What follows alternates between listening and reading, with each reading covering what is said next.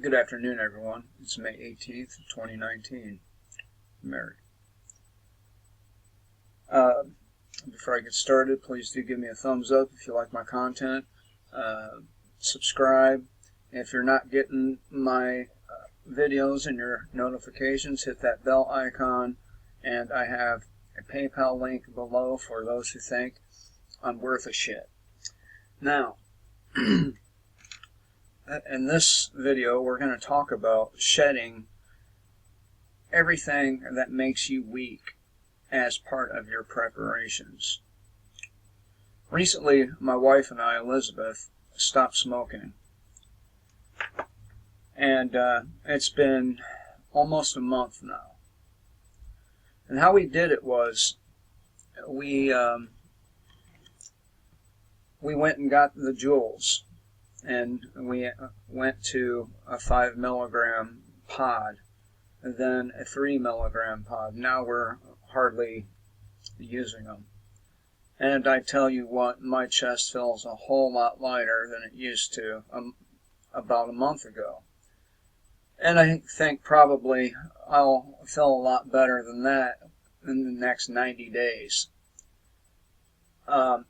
And that's one of the things that make you weak. If you smoke cigarettes, and I'm not preaching to you, because after all, I just quit. But if you smoke cigarettes, they will weaken you. They will make it so you run out of breath very quickly. And with the things that we're looking at, this is a weakness none of us can afford. And we should be preparing ourselves every way we can possibly think of. Do you have an older car that might need some parts later on? Well, you should probably think about getting some parts that are known to wear out in your particular model, such as a starter, alternator, water pump, these kinds of things. Of course, it may not be necessary to do this because if there are enough people gone, well, there'll be cars all over the place. But as a precaution, maybe it's a good idea. Now, this afternoon, I'm going to take some of my own advice and go to Aldi's, like I said, I think yesterday in one of my videos. Maybe it was the day before, I'm not sure. And buy up some shit, some extra food. We already have a reasonably good stash of food, but it could always be better. If you're out of shape, like myself, I'm still out of shape. You might consider doing some heavy manual labor to get yourself back into shape. It's not going to feel good. I know the 12-hour day I worked, I was lifting 70-pound, 3/4 inch plywood almost all day long. But you keep doing things like that, and your strength will come back, and you will be stronger as a result of you taking the time out to do this. It could be chopping wood. It could be going to the gym. I'm not a fan of public places, so I try not to. I won't go to the gym. Although I have considered the YMCA recently, and I'm still not sure about that. Like I said, I'm not crazy about the public. Most people are far beyond saving.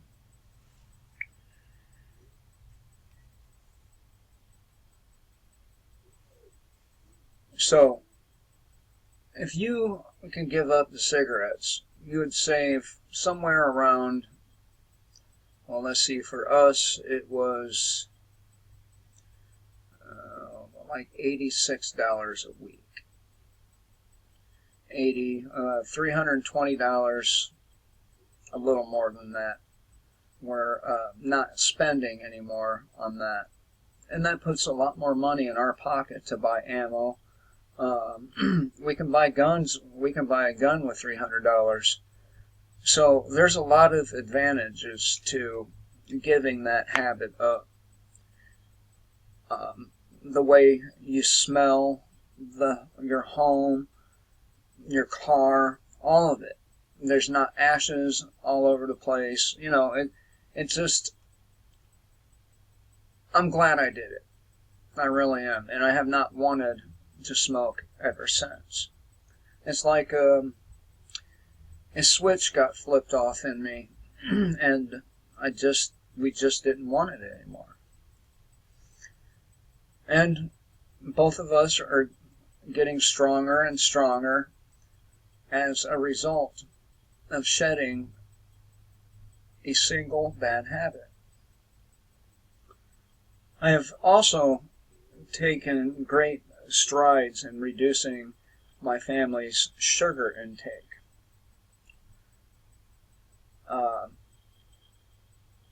We do use organic sugar, but it's still sugar. So we've also cut back on that. We bought 3 bags of sugar last time we went shopping 2 weeks ago. We still have 3 bags of sugar and some left in a tub that we use for our coffee sugar. So we've also taken great strides in doing that. Eating right. I'm very neglectful to myself. I'm very harsh on myself. No one can treat me worse than I treat myself. Trust me when I tell you this. Sometimes I'll go 2-3 days without hardly eating anything. I do eat, but not enough. And after about 3 days, it begins to take a toll on me. And if you're having to hoof it across a forest, probably you would do very well unless you eat properly. So the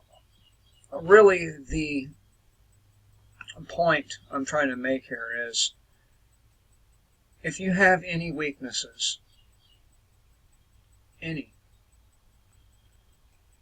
shed them as quickly as possible. If you have any fears, any phobias, face them as soon as possible. Face everything that makes you or weakens you.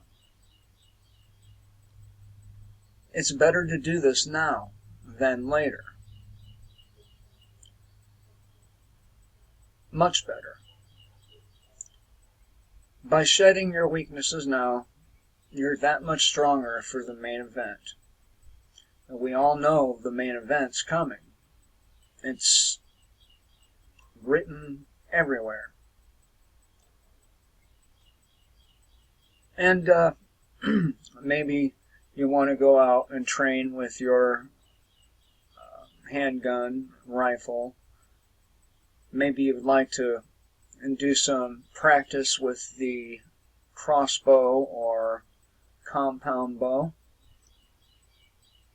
Everything you do for yourself now is a force multiplier later. Most of you know I'm not made out of money, but and we do struggle. We have our fair share of struggles, just like most people out there. But you have to give up some of these bad things to do some good things for yourself, to be prepared. And by being prepared, you can potentially save your child's life, your wife's life, your husband's life. And by being prepared, your odds of surviving increases. with every little bit of effort you make towards your preparedness. I haven't done a video about preparing for a while. Machetes, you want to have a few of them. You want to have a sharpening stone and a steel for your machetes and knives. You want an open blade, a fixed blade knife with a sheath that goes on your belt. All these things, you need them, and you need them now. You really do. And don't think we have much longer until the rug is pulled from our feet. No, we must keep in mind the Deagle forecast for between now and 2025. And getting in here. That's a lot of people gone. 260 plus million people gone. You have to keep in mind that our agricultural sector is collapsing as we speak, which means there's going to be less and less availability of food. And eventually this food, and keep in mind that the grains that were lost, they're also used to feed the cattle and the pigs and the chicken. So there's not going to be any getting around a food shortage and perhaps a famine. There's no way to avoid it. And with our allies beginning to be annoyed by us, our government, the chances of us getting foreign aid from them is really minuscule. I think pretty much the rest of the world would see us suffer.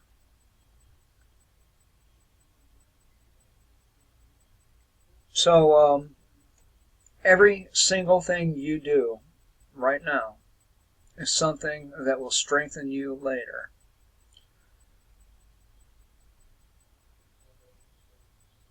You need to have at least a 5-person group. There's a little bit of safety in numbers. The people you're with, you need to be able to trust.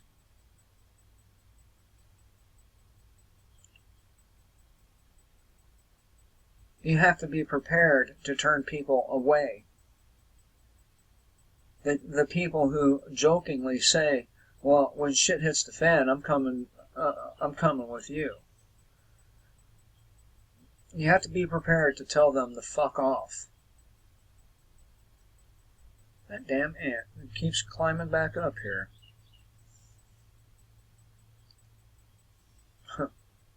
Let's see if he climbs over my camera now. You're gonna have to.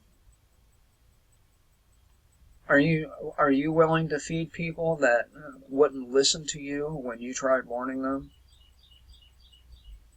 That didn't even bother to buy a couple cases of ramen?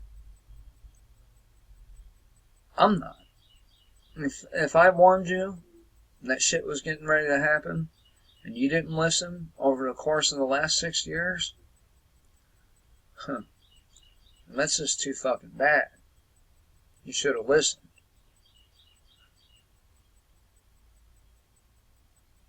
You have to be prepared in every way you can think of. Every way. Psychologically, physically, materially. You should have some sort of plan as to where you're going to go if you can't stay where you are. Such as, I don't know, maybe locate a cave complex in some mountain range, or some old mines. You want to know where the resources are along the way to your destination. You want to know where the warehouses and train yards and all that kind of stuff is along your route. Every step you take now will make your life a little bit easier when shit hits the fan. And man, is it going to hit the fan. Anyway, I thought I would share these thoughts with you. I had 3. I try to put 4 out when I'm not at work. And so, this is my 4th. Hope you all have a good day. I hope you consider what I just said. And again, if you like my content, please do thumbs up, subscribe, share, and PayPal, Discord links are below. Till next time, kill the state, live free.